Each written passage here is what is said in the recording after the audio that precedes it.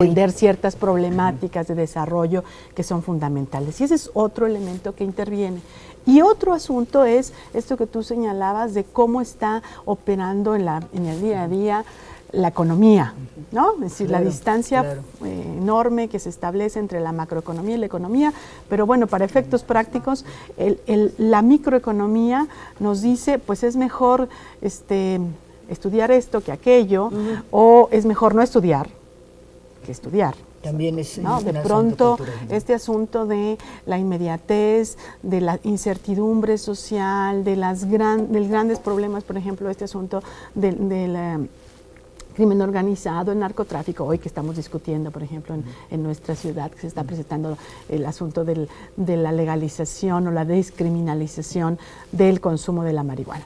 Hay un problema que tiene que ver con cómo se obtienen recursos, es decir, cómo se vive día a día, cómo se resuelve la vida en términos de la economía diaria, ¿no? Entonces, bueno, yo creo que esos son distintos factores, pero yo creo que uno en el que sí tendríamos que trabajar, y las instituciones educativas me parece que ahí tienen un papel muy importante, es en términos de construir políticas de desarrollo de la educación que nos permitan contender con cosas que hemos construido, como que si la universidad o la educación privada es mejor o peor que la pública, que si la educación pública debe preocuparse por las grandes cosas, sino por la formación profesional y la inserción rápida de sus estudiantes, de sus egresados a los campos laborales. Yo creo que hoy tenemos suficiente información, decías tú, hay investigación suficiente, datos suficientes que las universidades, que el país podría utilizar para definir prioridades en la educación, en la formación,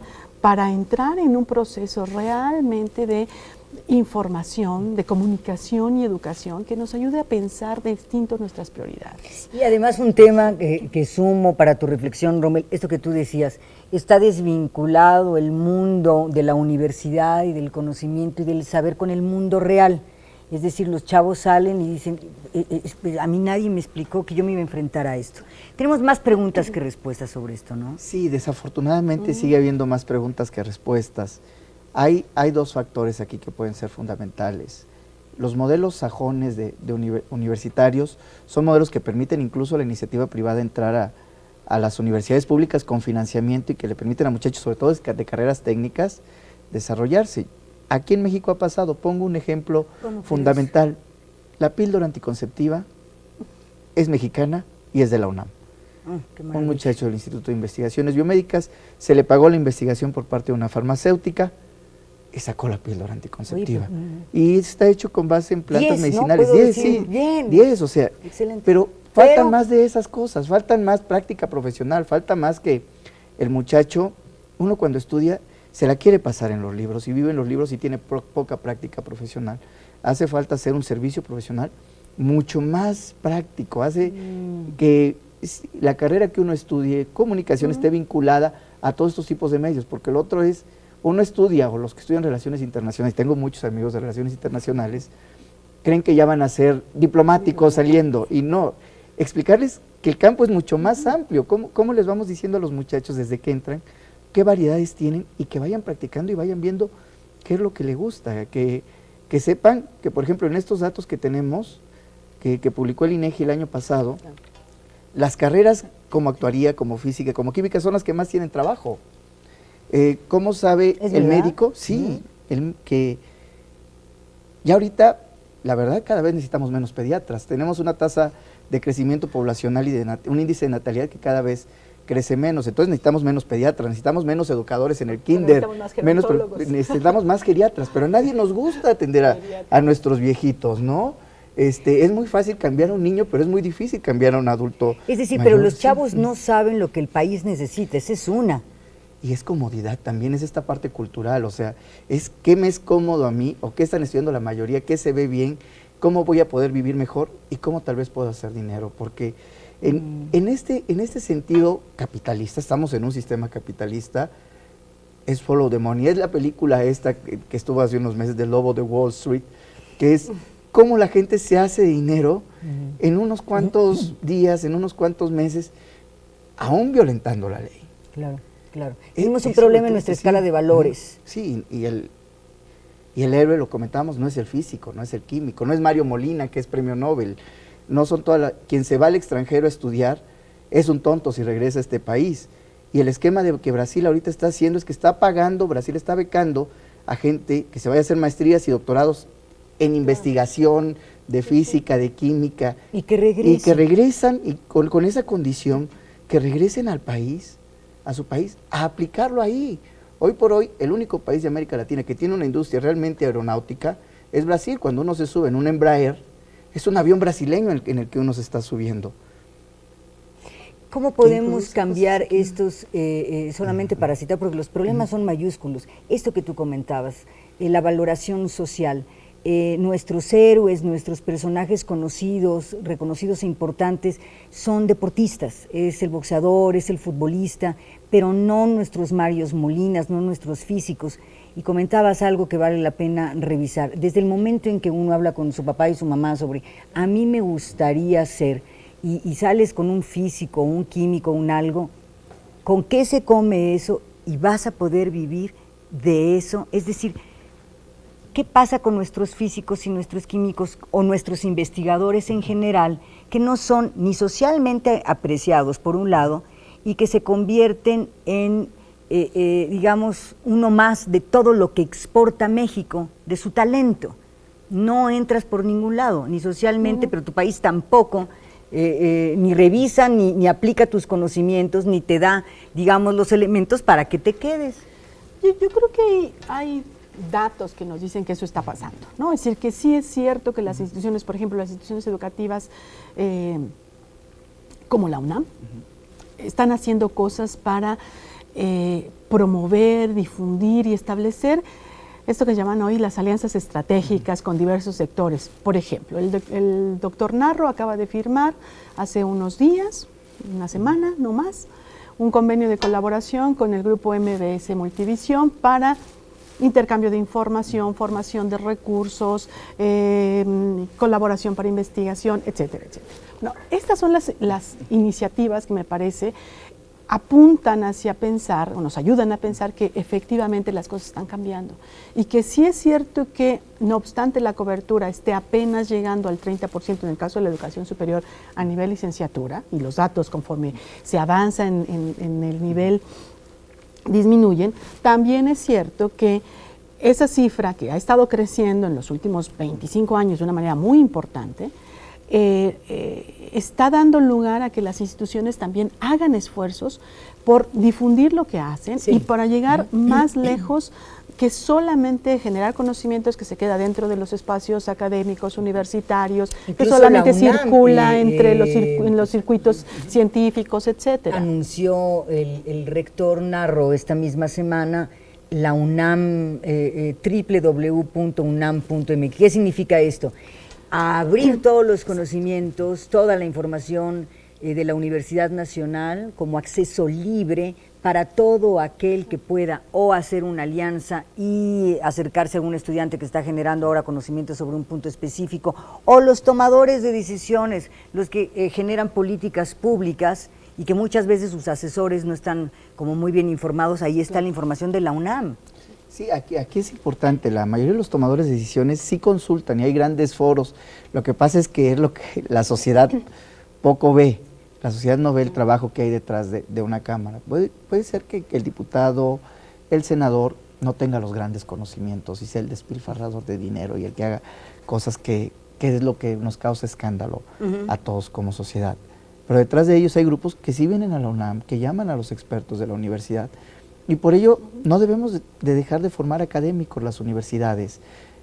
Otro de los valores sociales que están bajos es el de ser académico. Cuando uno está estudiando la prepa o la universidad hay maestros que le dicen, pero no vayan a ser académicos. Yo recuerdo en una de las biografías que leí de Albert Einstein, es que su familia le decía, nunca vas a llegar a ser un académico, porque él era muy malo en matemáticas porque pensaba mucho y todo eso. O sea, la familia quería que fuera, o sea, porque era algo de renombre. Aquí, de prestigio. Sí, de mucho prestigio. Aquí ser un académico ¿es qué? Es ven lo que ganan, o sea, no es algo de valor social.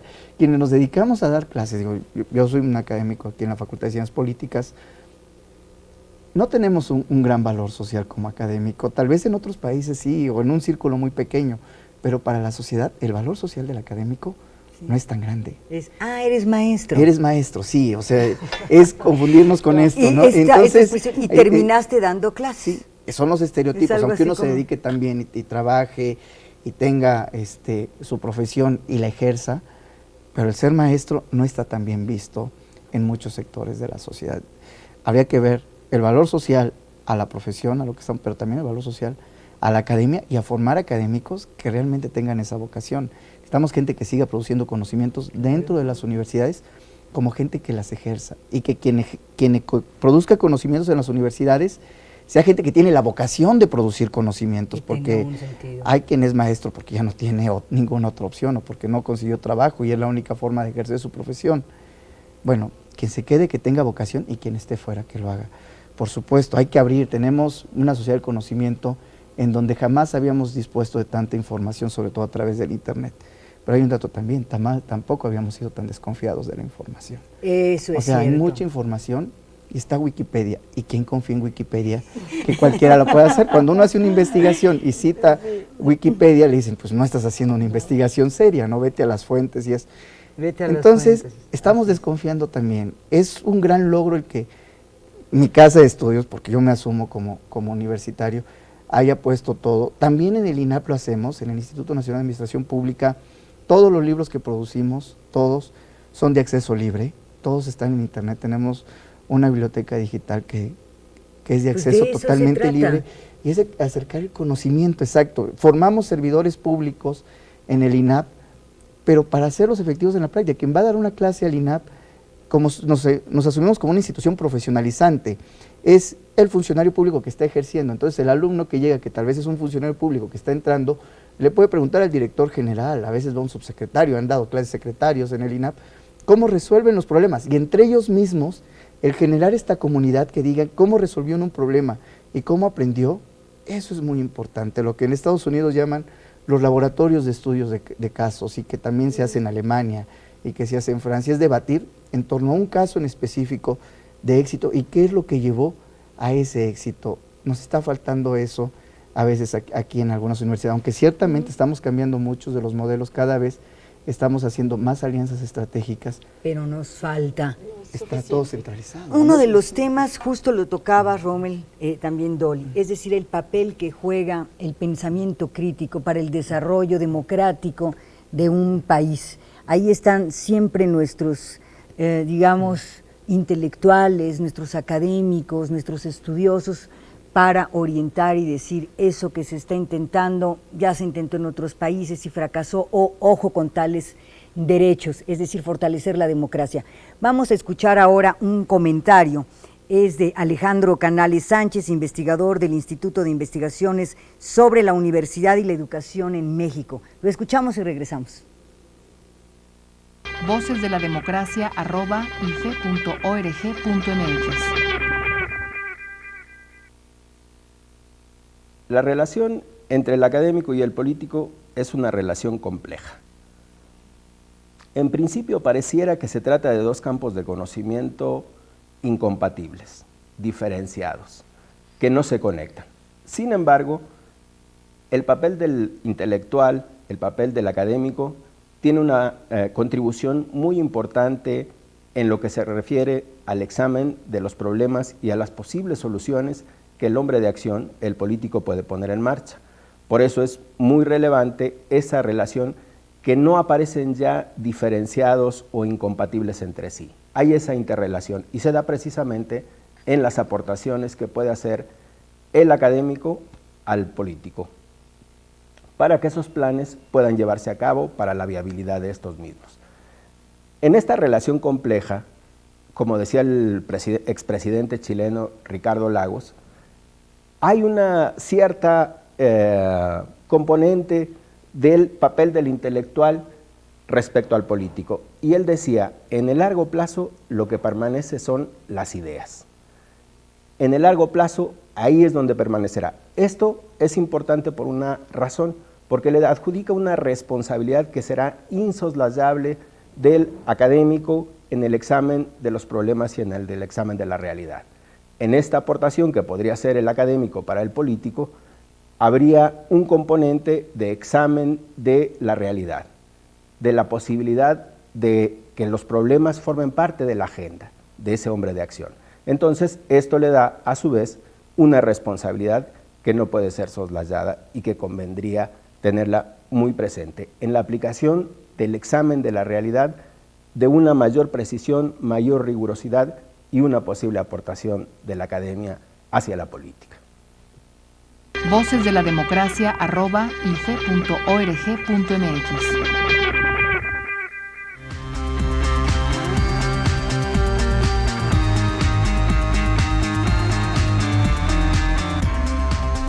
Dolly, ¿qué te pareció el comentario? Esta relación que bien señala Alejandro Canales, compleja, la realidad, o sea, el hombre de acción y el que piensa. Yo creo que es justamente el elemento, el último engrane de esto que decíamos al inicio de la universidad o la educación como un espacio para formar profesionales, para generar conocimiento, pero también para ayudar a la solución de los problemas de desarrollo de sentido país, para el país. Sentido. Yo creo que ahí está la clave y me parece que no obstante falta mucho. Sí, yo creo que es fundamental que la puerta se ensanche, que cada vez más tengamos mayor cobertura, pero resulta clave que paralelamente a eso, porque no son dos procesos que se pueden dar no son automáticos, pues, ¿no? Es decir, se puede ensanchar la puerta, se puede incrementar la cobertura, pero no necesariamente eso supone resolver los problemas y necesidades en el mundo real.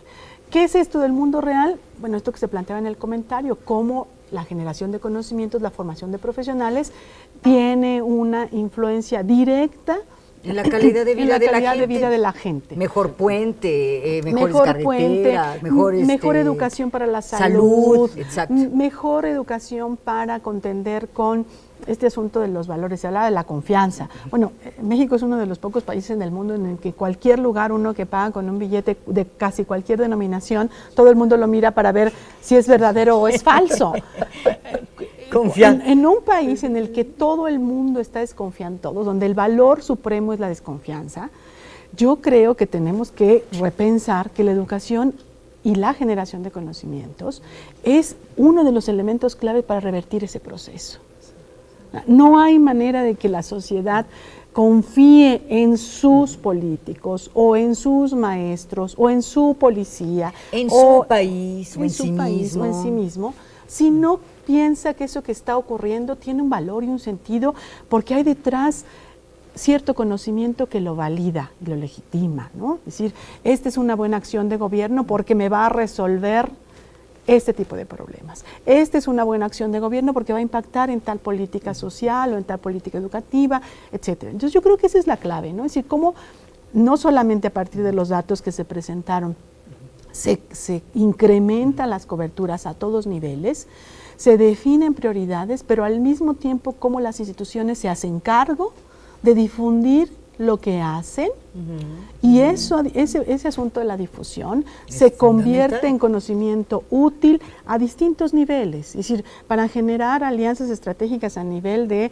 la generación de la partícula de Dios, el descubrimiento de la partícula de Dios, y que los científicos de altísimo nivel mexicanos participen en proyectos como ese, o bien que haya formación de profesionales en el campo de la salud que nos ayuden a resolver el problema de la vacunación o la muerte de las mujeres por cáncer cervicouterino o de mama, que muchas veces ocurre por el desconocimiento me tengo que revisar, tengo que hacer el estudio, y que eso de pronto también está marcado por prejuicios o tabús de la población respecto.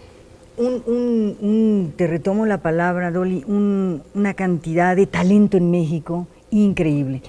Utilizar ese talento, o sea, que tenga un sentido ese talento. Y que las instituciones educativas, igual que las instituciones del Estado, se decía aquí, el gobierno, se haga cargo de eso. Es decir, no basta con abrir universidades Eso no es suficiente, es una condición, pero no es suficiente. ¿Cómo hacemos para que eso resuelva problemas? Resuelva problemas de formación, resuelva problemas de generación de conocimiento, resuelva problemas de competencia económica, de competitividad del país, en fin, ¿no? ¿Cómo se acerca Tu a la conclusión, sociedad, Romel, ¿no? exacto. Necesitamos más universidades como en su momento fue Chapingo, ¿no? Chapingo, que apoyó a desarrollar el campo, y que hay una réplica, o hay, incluso creo que es más antigua, hay una que hay en Coahuila. El campo en el norte no es igual al campo en el sur.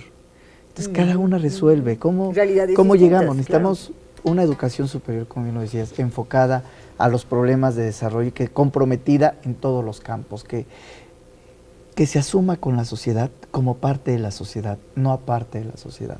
No el académico, porque la sociedad ve diferente al académico, pero el académico también solemos ver diferente a la sociedad, y a veces padecemos de un mal que creemos que como académicos todos tienen que pensar como nosotros y todos tienen que ser nosotros, y la sociedad piensa distinto. El dato inicial que mencionaba, son 8 años de educación promedio que tenemos. Hacia eso nos estamos enfocando quienes damos clases en la universidad. Hacia ellos van las políticas públicas, a solucionar los problemas de ellos. Si en educación de la salud una señora no va y no se hace una revisión y tenemos altas tasas de mortalidad por cáncer cervicuterino y de mama, es porque no estamos llegando ahí, porque los egresados también se están quedando en las grandes ciudades pensando que ahí es donde van a hacer dinero y no quieren regresar a sus comunidades, donde tal vez de poco en poco vayan a hacer el mismo dinero o más que el que están haciendo en las ciudades. Y además van a coadyuvar a cambiar una realidad, sí, digamos, terrible en México. Vamos hacia el final del programa, si les parece bien, para regresar a nuestras conclusiones. Tenemos una encuesta precisamente para los chavos, y la pregunta es: ¿cómo influye la academia en la vida política? Vamos a revisar sus respuestas y llegamos al final de nuestro programa. vocesdelademocracia@ife.org.mx.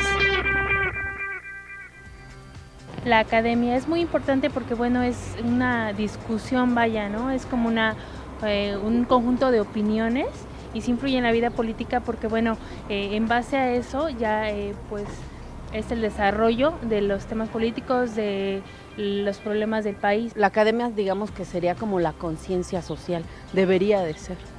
De maneras muy diversas, en la opinión, en la síntesis de ideas del pueblo. Creo que influye desde con sus opiniones para darle estructura a la vida política, para darle orientación, para darle teoría, y con base en ello se establecen relaciones con las aplicaciones prácticas. Influye por las ideas, ¿no?, que pueden surgir de ella, básicamente. Uno sale un poco más preparado para hacer ciertas críticas a los representantes, ¿no?, que es más que nada eso lo que hacen los políticos, es una representación que hacen del pueblo. Y la vida académica pues hace eso, darnos ciertas armas, comprender ciertas cosas que suceden en la sociedad para nosotros tener palabra. Pues debería influir más de lo que influye realmente. Yo creo que en este momento no influye gran cosa, pero debería influir, pues porque los políticos no le hacen caso a la academia.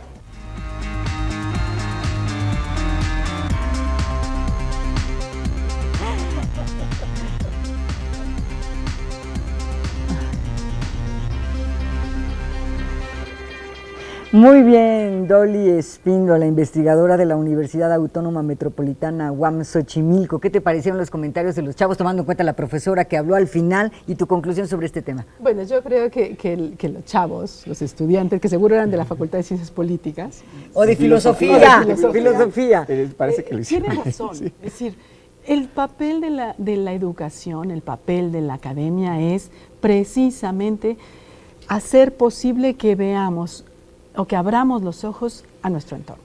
Si eso se logra, y esto, insisto, la clave me parece que hoy está en cómo hacemos para difundir con mayor claridad y con propósito, con sentido, el conocimiento que se genera, las ideas que se generan. Si logramos eso, efectivamente podremos estar teniendo un mejor país. Es decir, ciudadanía que piense que cada una de las decisiones que toma tiene implicaciones que pueden resolver la inmediatez, pero afectar en el largo plazo al entorno, por ejemplo. Entonces, yo creo que esa es la clave. Me parece que los estudiantes lo tienen muy claro. Es cierto que la academia influye, pero es cierto que la academia tiene que asumir eso como una responsabilidad primera de su quehacer científico. hace algunos días, lo voy a citar porque me pareció una frase que se ha repetido ya mucho, pero que me parece que es clave. Hace unos días, hace unas semanas, Manuel Gilantón, que fue académico de la UAM, que hoy está en el Colegio de México, decía: hoy, como nunca antes, se están publicando papeles, documentos científicos, pero eso no significa que se esté haciendo mejor ciencia. Y esa es una de las características de la academia, ¿no? Sí, cómo regresamos a la sociedad el conocimiento, el privilegio adquirido de ser un académico. Sí. Para finalizar, 2 minutos, por favor, Rommel, tu conclusión.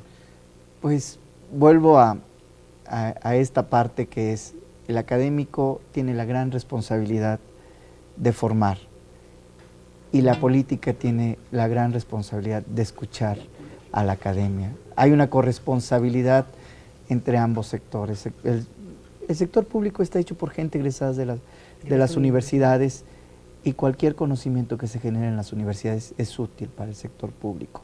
Debemos buscar la calidad, debemos llegar a incentivos que hagan que formemos grandes académicos y que sepamos que los académicos somos responsables de formar grandes ciudadanos, volviendo a lo que decía Dolly hace algunos minutos. Mientras no se asuman las universidades como formadoras de ciudadanos en cualquier campo, yo creo que la tarea no la vamos a llevar ganada. Asumámonos como formadores de ciudadanos en todos los ámbitos y de buenos ciudadanos. Esa sería mi conclusión. De buenos ciudadanos, formadores de buenos ciudadanos. Pues con eso nos quedamos, con las conclusiones de Dolly Espíndola, investigadora de la Universidad Autónoma Metropolitana UAM Xochimilco. Gracias, Dolly. Gracias a ustedes, mucho gusto. Gracias, Rommel Rosas, secretario del Instituto de Administración Pública AC-INAP. Rommel, muchas gracias. Muchas gracias, Dolly. Mucho gusto. Y gracias a ustedes por acompañarnos una vez más en Voces de la Democracia. Soy María Elena Cantú. Ha sido un placer. Que tenga una extraordinaria semana.